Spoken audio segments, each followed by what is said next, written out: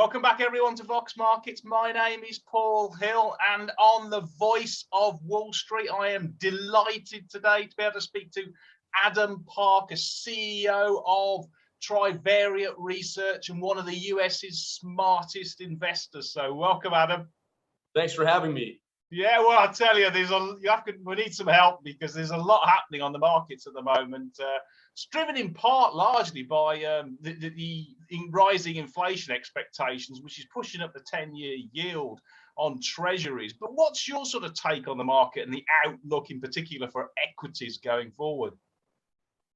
Despite the near-term volatility, I have a pretty constructive view on U.S. equities. I think we'll be higher as we look out 6, 12, 24 months. I focus mostly, Paul, on corporate earnings, and I think the controversy should be focused on whether that inflation you talk about causes a bunch of companies to guide down because they can't pass on those rising costs they face to their end consumer.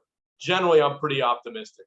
And what do you think then of the Q3 earnings seasons coming up? Because what's been quite sort of like interesting, when you look at the FactSet S&P 500 estimates, for the first time in 18 months, the estimates, when you go from bottom up, have started to top out. And I think they topped out at $220 per share for 2022 about a month ago. And now they're just ticking down. What's your view? Is that really just extra caution and they'll be heading up because of inflation or how?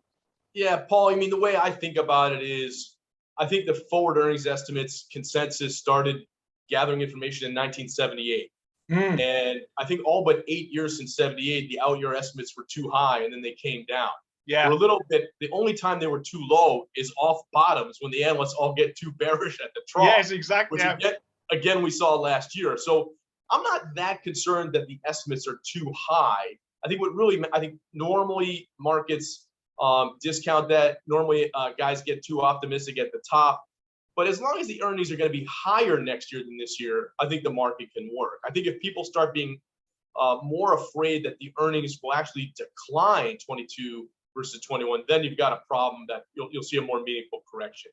Whenever I've tried to call a market top based on earnings, I think you need to see more management hubris. I like that phrase, hubris and debt. You need arrogance gone awry, too many fancy new corporate headquarters, hiring a bunch of Harvard MBAs at the top of the market, capital spending, building inventory in advance of recovery. Those sort of hubristic behaviors are really absent in the U.S. market. And in terms of debt, I think any CFO who was worried about it pushed out their obligations for several years. So I don't really see the normal toppy behavior that would make me be a bit more cautious. So I think earnings will grow. And what about sort of like the multiples attached to the market? Because if it's a flat market year on year, it's like $200 per share from 2021 to 2022, little growth. What sort of multiple would you put on there? Because at the moment we've got 10% baked in for growth next year on the EPS. I think the long-term averages on January of a given year, the analysts think that it'll grow 14%, and the actual's been like 7%. So you're used to seeing sort of a downward revision that's pretty substantial. Look, there's probably two issues that make me think long-term multiples aren't relevant here. I think if you look over the very long term, the S&P average has been about 15 times trailing earnings, 17 times forward. You're somewhere around 21, 22 times forward, depending on your view of the out year earnings. So we're clearly elevated versus the long-term average. But I don't really know if that matters. There's two things that I would think about. One, the constitution of the U.S. equity market. Over 40% of U.S. equities now, companies have zero inventory dollars as part of their business model. Their capital intensity is way lower. So there's a phrase in the U.S. It's not your daddy's Oldsmobile. It's not your dad's S&P 500, right? Back in the 80s and 90s, 8 of the biggest 10 U.S. equities were energy companies, capital intensive, commodity. So it's just you have so many of these big tech companies that have different business models that I think that keeps an elevated multiple at some level. I mean, FANG-M, as we call it, Facebook, Apple, Amazon, Netflix, Google, Microsoft are 23% of the S&P 500 market cap. So there's going to be some constitution reasons that I think the market could stay higher. One other example is, I just pulled this out the other day, 600 of the biggest 3,000 U.S. equities are software and biotech. Right. So investors in the U.S. are used to saying, hey, I don't really need current earnings from these guys. As long as I believe there's some recurring revenue in the future, I'll pay proactively. So I think part of my answer to your question, one of the two reasons I'd give you why multiples can be elevated is simply the constitution of the market is different than it used to be. And so the historical compare fails. The second is your point up front on interest rates.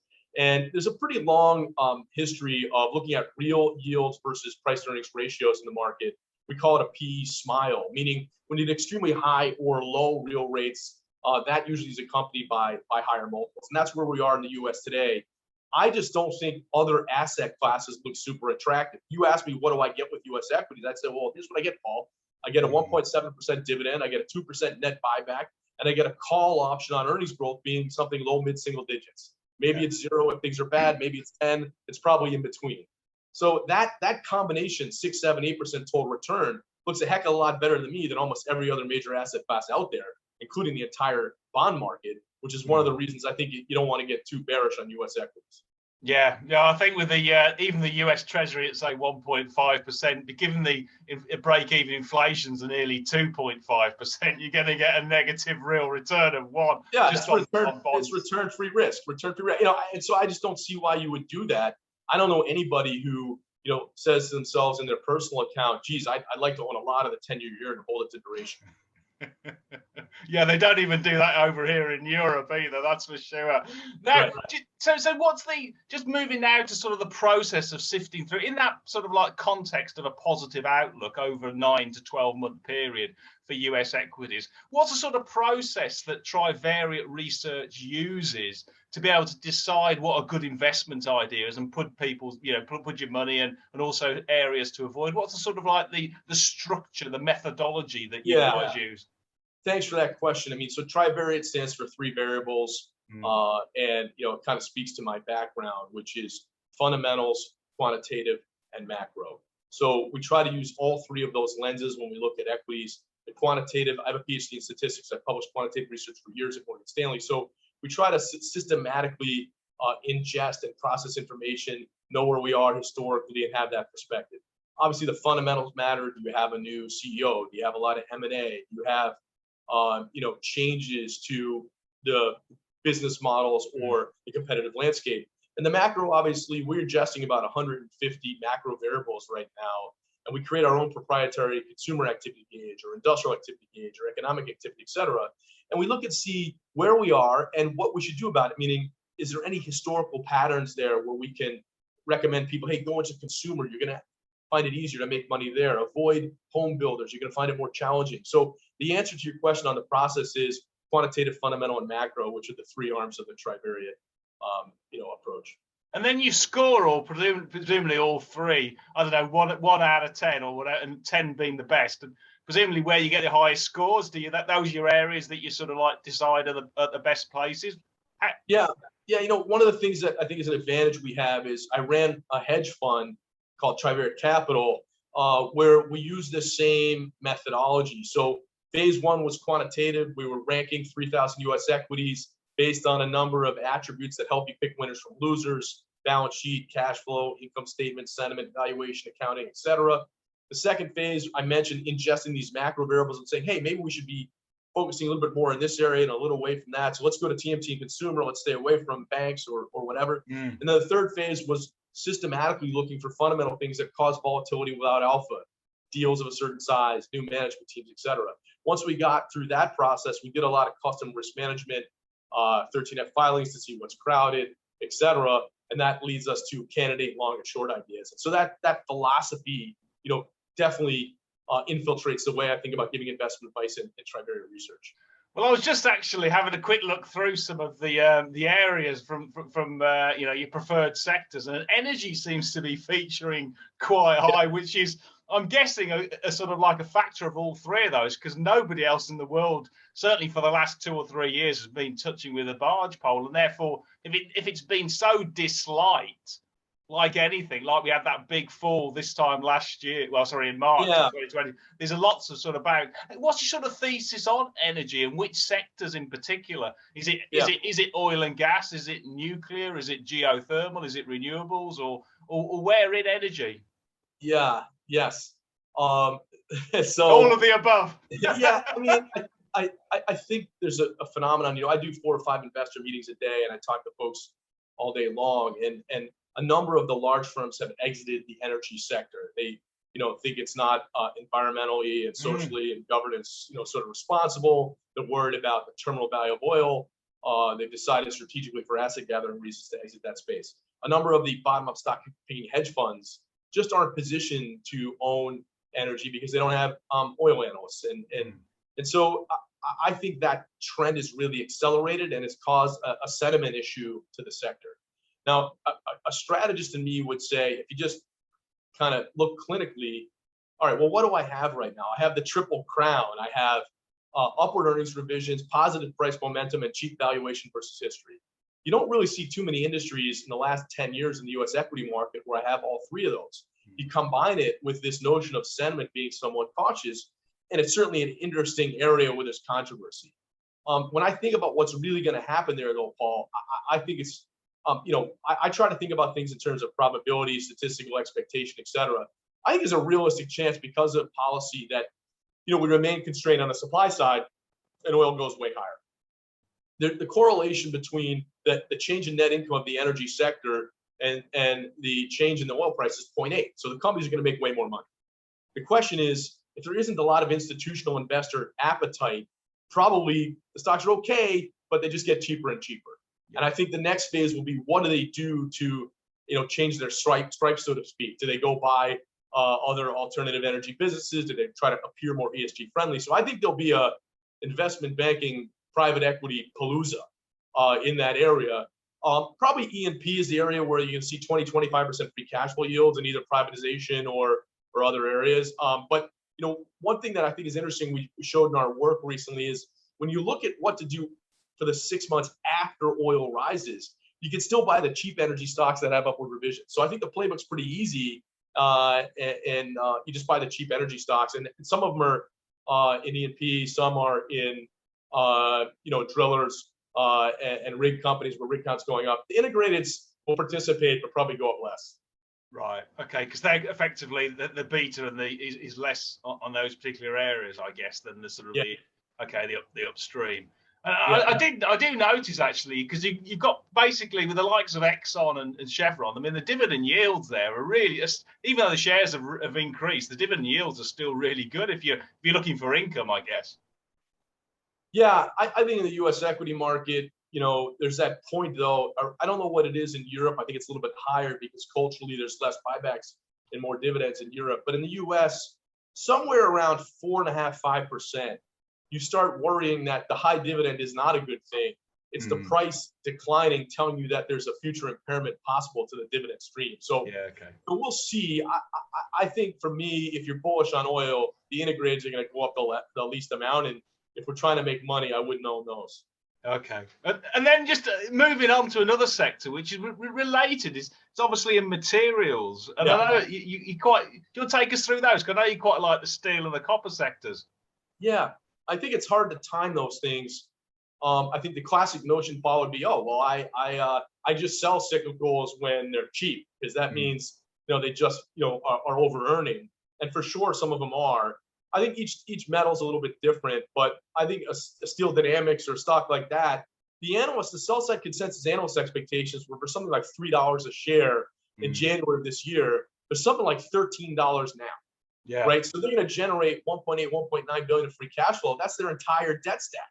So I think when I push back to people and saying, hey, Adam, like, it's easy, you just sell cyclicals when they're cheap. Well, shouldn't massive balance sheet improvement give me some cycle to cycle multiple expansion? So, you know, and then my view of equities generally, and this is probably an American thing to say, is, hey, I buy my little dream today and I sell it to a sucker with a bigger dream later. Well, steel, I've got, you know, this dream that we could get some infrastructure built done where they, you know, lay steel track. I mean, in Europe, you guys have great, you know, rail systems. If you, you know, were a wealthy tourist in Europe and came to the U.S. once in your life and took the train from New York to D.C., you'd be pretty disappointed in the quality of the product.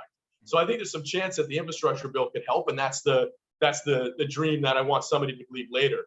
You know, I think the materials sector generally, broadly across all the metals, chemicals, et cetera, is going to have record profitability this cycle and trades near a 20-year low on price to forward earnings versus the market X material. So the market's telling you it's super transitory. The earnings are going to get creamed. And I think they're going to make so much money this cycle that even the most incompetent management teams will be able to do something positive cycle over cycle. Yeah, and with something like Steel Dynamics, do you look at the actual? Is it really a sort of like a commodity sort of play, or is it more? Is a USPs associated with the company? I mean, it's basically a steel manufacturer, isn't it? Yeah, there's a lot of different ways to make steel. I think they have a big recycled steel business. So I don't want to. I'm not a fundamental analyst. Yeah, okay. This is a microcosm stock of where the estimates came up a ton. There's two different ways to make steel. There's a scrap business but suffice it to say they're going to participate if steel rises. I think another way to think about it, and maybe you were about to head here, so I don't want to steal your thunder, but part of what's happened here as China slowed down, right? And so if you believe that that's bottomed, I really like this long materials, short industrials pair trade in the U.S. because industrials are super expensive. They have high profitability.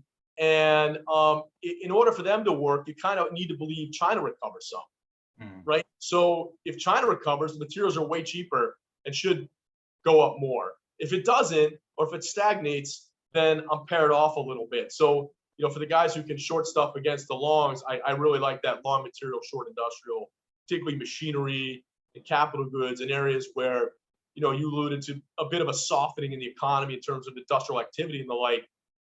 Hard to believe that the earnings estimates remain so optimistic for industrials in light of those macro trends. Seems like the risk reward is skewed toward buying the machinery. Yeah, and I'm guessing sort of like with China and with the Evergrande problem. I mean, that'll probably slow up sort of property construction, residential buildings and stuff like that. And the danger, I guess, is that the big Chinese steel mills decide to export abroad. But I know there's lots of tariffs now, isn't there, to protect local domestic manufacturers, one in the States and also in Europe, actually, because we've seen that playbook before and it's wrecked local industries. Yeah, I think, the bear case for steel or maybe copper in the medium term is probably just that you're going to see less, urbanization in China and the growth rate will be lower. I think the bull case is more on the supply side. Yeah, it doesn't seem like you'll see as much, I'm not saying that you won't be overproducing consumption at some point in the next 12 months. I think part of the case is try to figure out what, normalized profits and earnings are for these businesses and then put some low multiple on that. These things are still dirt cheap. Yeah. So just moving then to the industrial sector. Obviously, you've got there's a number of places you like and some places you don't like. Which stocks do you prefer? I meant one was, I think it is it Carrier, a global you quite like, and some of the. Yeah, I think over time, I think the cooling requirements on Earth are going to continue to grow. So I think that probably means that these companies, and there's several air conditioning businesses in the U.S., Lennox, Trane, and others. These guys have a great management team. They spun out of UTX, and I'm not sure if today's the best day to buy it. The things aren't super cheap, but I think this is a really well-run business with a good management team with a long-term secular trend. That's good. So if you buy it and hold it for a few years, I think you're going to do well. But if you buy Carrier today, who knows? There's some shorter-term dynamics. If rates rise, people think that hurts the home building environment and the like. But I think medium to long term, that's my favorite name in that space, in the air conditioning space. I think if you look around, broadly though, my logic for being a little more cautious on industrials generally, machinery, capital goods is a thing I like to call relative estimate achievability. Where in the market do you think estimates are more achievable or less? We agreed up front in this conversation that maybe they're a little bit too high for next year and they'll come down, and maybe that's not worrisome as long as people will think they'll grow. I still think you have to think through where in the market are they more achievable or less achievable. And I think with industrials, you have over 20% earnings growth expectations every quarter embedded in the consensus outlook all the way through 2022. Yet I see a softening in C&I loans, industrial production, ISM, et cetera.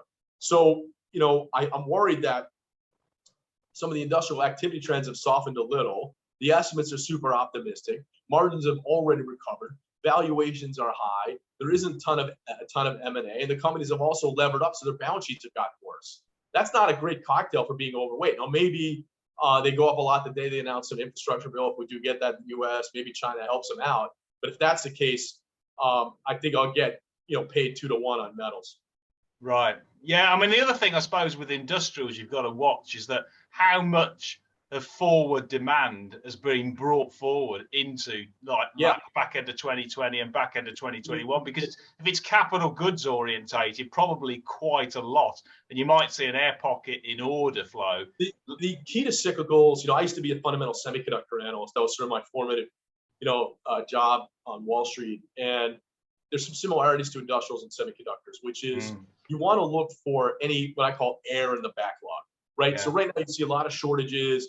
And so if you're a company that makes an end product that requires some inputs and you can't get those inputs, you've seen this Toyota missing earnings, the auto complex that can't get the silicon, right? If you start worrying you can't do that, what you start doing, Paul, is you order out the backlog. You say, give me some of those 6 months from now, 12 months from now, and 2 years from now. Give me 200 million, 400 million, so that the backlog of these companies starts to grow. As soon as you get a whiff that you're going to be overproducing consumption, the stocks will correct. Yeah. And so I don't know if we're there yet. But I sort of think to myself, monitor backlog, monitor book to bill, which is the amount you just got ordered versus what you shipped. If you start seeing deceleration or you get some whiff that's happening, I think that's cause for caution. So it's really about backlog and book to bill for industrials. Yeah, and I think that moves perfectly on to the consumer, because when you talk about sort of like that sniff of an air pocket in demand, I don't know how many houses need any more settees and toasters and bread making machines and coffee making machines, because we're all sort of kitted out, aren't we, with home offices and everything that we possibly need.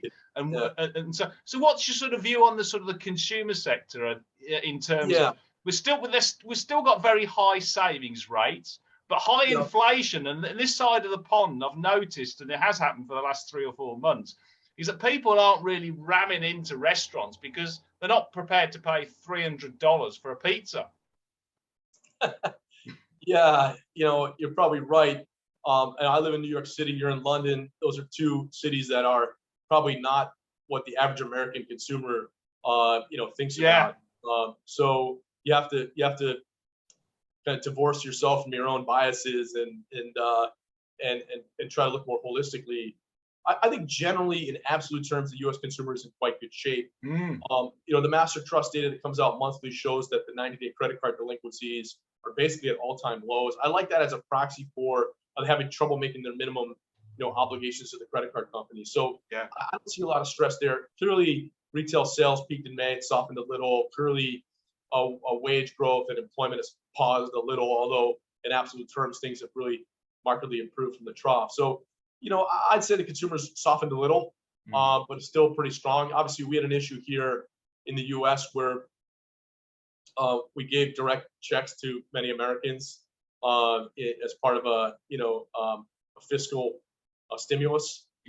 So there's some concern that potentially that causes some year-over-year difficulties. When I look at it, I see some opportunities to focus on. Okay, and you alluded to this a little bit with, I like that phrase, kitted out. It's an un-American phrase, but I love it. So I call that work from home, right? There were a lot of consumer stocks that really benefited from work from home. Zoom, Peloton, kitchen appliances, etc. And I think it's interesting when you track this. We have a systematic way to tag stocks as quality or junk. Quality reopening stocks have still materially lagged junk work from home ones, right? So I think if you look out 12, 18, 24 months, I'm highly confident I want reopening, not work from home. And I'd rather buy quality businesses than junk ones. In the first year after a crisis and recovery, you want the junk ones. A junk stock is typically one that's got leverage, that's discounting some non-zero probability of bankruptcy. And then all of a sudden the government comes in, fiscal, monetary stimulus, and the companies that look like they were going to go out go up the most, right? Because it looks like they got a sort of a stay of execution, right? So 1 year after that, kind of March 21 versus March 20, you start normalizing and the quality companies start working. So within the consumer, I like these reopening plays a little bit more than the work from home ones. And which names in particular would you sort of like quite a lot of Ross stores and people like that? I think I like Ross. I think it's a low end consumer in terms of the average income. I think 35% of the people that go there don't even have bank accounts. They don't have any web presence. So part of the experience is like, piling through racks and looking for branded product on sale. I don't know what the equivalent is in the UK. Maybe it's TJ Maxx is the sort of like the go-to provider of offline products. TJ Maxx is a higher end facility than Ross, a Mm. little bit less urban and a little bit wealthier, but conceptually somewhat similar. Yeah, I'm surprised. What's the thesis for Ross not actually having an online facility? Is it because its price points are so low and it doesn't? They buy overage products, you know, Ralph Lauren or other brands that are in excess from other facilities, and then they kind of lay it all out. So it's more of a experiential, and I think experiential things work. Ulta Beauty, people go in and buy, women go in and buy beauty supplies and get their hair done. Anything with experience, I think, is a better, you know, story. You know, an example of something I don't like, you know, is sort of these idiosyncratic staples on the work from home front. You know, I was short the stock in my hedge fund called Helen of Troy. HELE is the ticker. Yeah. This is a good one. You'll like this one. So basically, they were in 3 businesses that people were critical of prior to COVID because there was less sales integration. They seemed uncorrelated. One is the eponymous women's hair care products, curling irons, blow dryers, and the like. The second is a kitchen appliance business called OXO. It's black rubberized carrot peelers and spatulas and the like. And the third was they bought a respirator and thermometer business. Okay. Right. So imagine what worked for them during COVID. People started doing their hair at home because they didn't want to go to a salon. They started cooking at home. You know, as you said, they got kitted out. They bought all the carrot peelers and kitchen appliances, and they were worried about their health. So they bought respirators and thermometers, right? Now, you fast forward a year later, then they had 30% earnings, net income expectations, and we're trading at 25 times the 30% growth. Like, that's a disaster because they're clearly over-earning. So I just use it as a microcosm of like what maybe is over-earning and expensive. And I like that sort of consumer play of focus on reopening more than, and that includes, you know, hotels, lodging, et cetera. And food, what about US foods, the food service guys? I'm guessing food service. I love US food, right? It was levered, so the stock acted badly during COVID, but they're going to service schools and cafeterias and hospitals and other institutions that as they open up, people will start getting comfortable eating at stadiums and cafeterias, hospitals, et cetera. So it's a good way to play, you know, kind of a, you know, recurring business once the world sort of consistently reopens. So I like USFD as well. You know, and I think, you know, one thing that maybe surprises investors is, at least in the US, consumer staples are actually a little bit more idiosyncratic than discretionary. And so I would look to be, you know, shorting or underweight some of these, you know, idiosyncratic staples like the one I mentioned, Helen of Troy, focus more on reopening. And I think also a little bit nervous about Homebuilders, which I think are probably over-earning, and there's a bit more of a debate. We talked about backlog and book-to-bill for industrials. I'm a little bit worried that overproducing consumption is a little bit closer to reality for that part of the market. So get a little bit more cautious on Lennar and Pulte and those kind of names. It's quite interesting, actually. The home builders over in the UK have all rolled over as well, and the associated building products firms as well. Right. They're all 30% down compared to their all-time highs. So, you know, not surprising. So when you talk about shorting a stock, how do you go about doing that? I mean, I did one of your colleagues on CNBC, the Generian brothers, Pete and John. They're sort of like great exponents of sort of options and derivatives. How do you go about sort of shorting? Do you use sort of like options, or do you use futures, or it depends on. I think the U.S. may have different rules, Paul. I mean, here you could open an account and naked short stocks as long as you have your qualified investor and they give you some margin requirements and the like, or you could do it through puts, through the options market. So it really depends. You know, most of my clients, or a chunk of my clients, are bottom-up stock pickers at hedge funds, and so we sell our research to them, and they, you know, part of their investment process is to buy stocks and short them, and so we can add value there on the short side. I think in terms of just plain buying stocks, you probably want some exposure to, you know, the retailers that benefit from reopening and the lodging.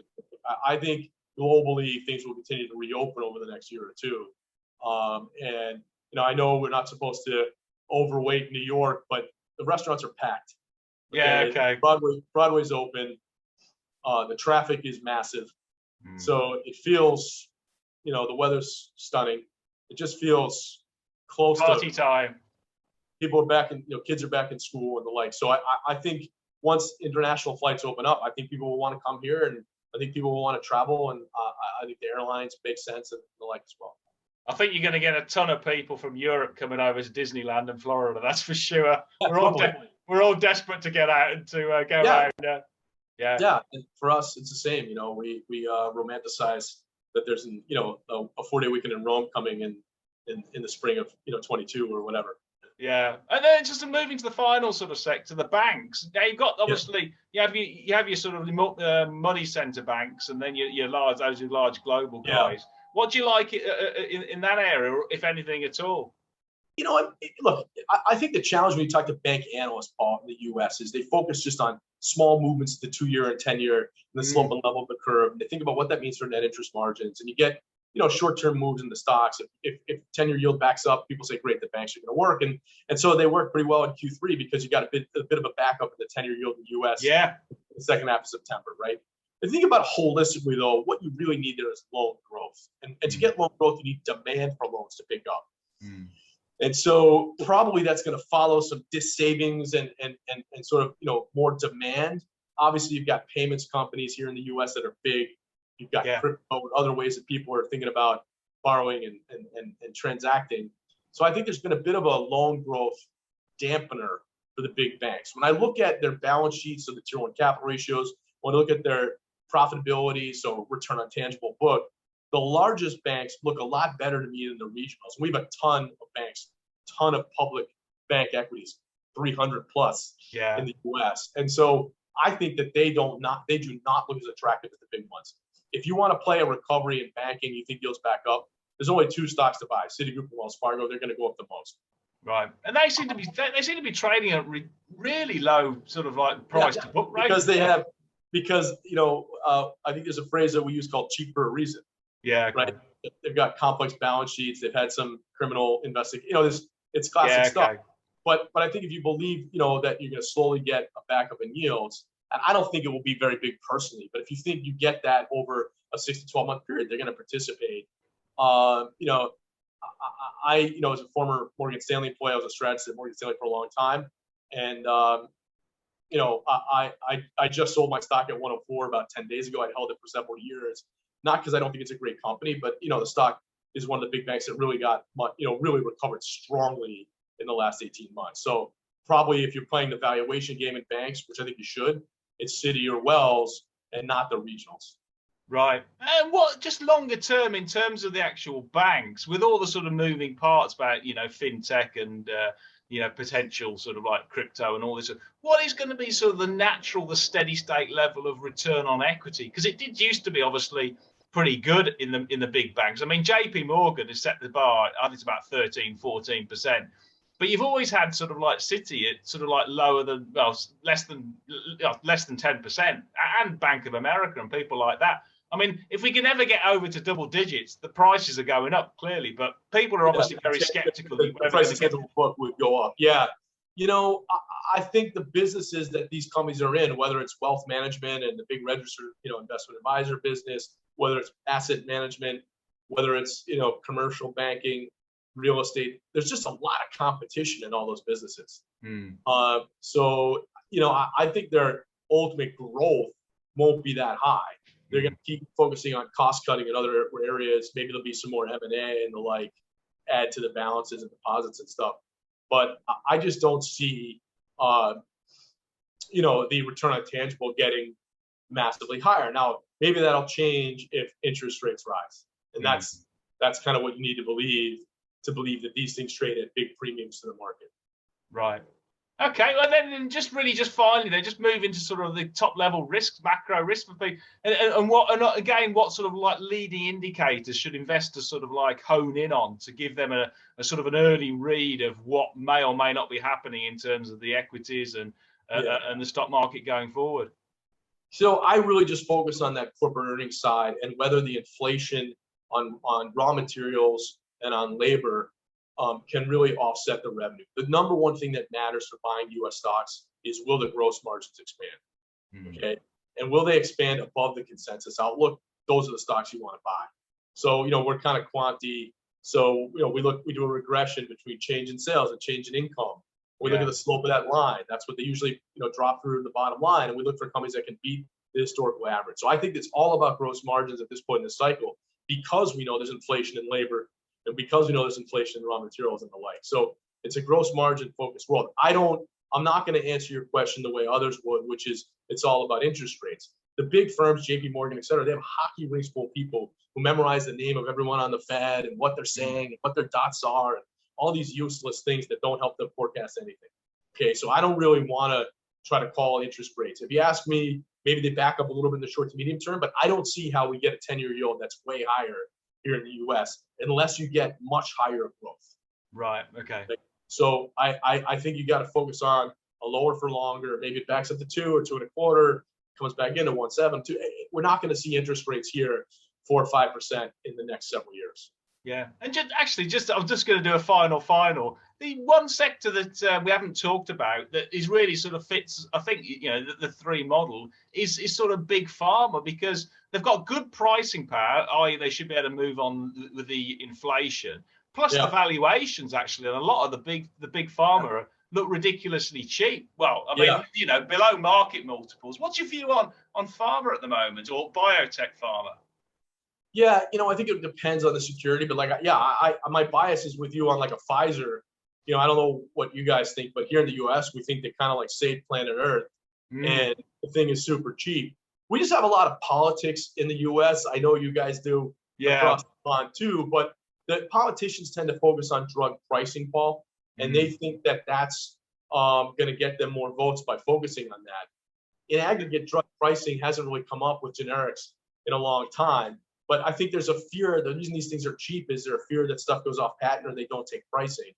And so the businesses that work in healthcare, plot UNH, United Health, right? Like this thing is just compounded every year because they have massive pricing power.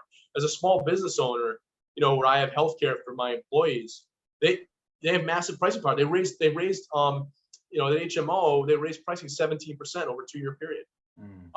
And you know what I did? I paid it. Okay, so I didn't want to switch because the switching costs are painful. So no politician seems to focus on the ability of HMOs to raise pricing. They focus on drug pricing. So I'm not exactly answering your question the way you want, but I think there's a reason they're cheap, and they're too cheap. I like Pfizer. I like some of these businesses a lot. Biotech, obviously, it's all about whether drugs safe or effective, and I think that's where there's so much idiosyncratic risk. You really need a fundamental analyst to ferret it out. Okay. Well, brilliant, Adam. I really appreciate your insights, and I look forward in touching base again in the new year to see whether the optimistic view going forward. I'm likewise with you. I'm bullish. I think this will be a short-term blip on the market, and of course we'll move forward. It always happens, where you always get a couple big banks that get cautious trying to make that hero call, but when you really compare it to other asset classes, your alternatives are bleak. So, I'll take my shot at a 1.7 dividend, 2% buyback, and some earnings growth, and I'll buy some decent U.S. companies that I think can beat that. And I think that's going to be better than buying, UK 10-year yield. Yeah, you're right there. And if you're sort of like an institutional investor or professional sort of investor, corporate, and you're interested in Trivariate, where's the best place to contact Adam? Yeah, thanks for asking that. I appreciate it. Our website's www.trivariateresearch.com, or I'm Adam@trivariateresearch.com, and feel free to reach out to me, and we can, give you a trial to see if you like it. Oh, great. Well, there's some fantastic ideas for people to run the slide rule over. So thanks so very much, Adam, and hopefully touch base in the new year. Great to see you, Paul. Thanks.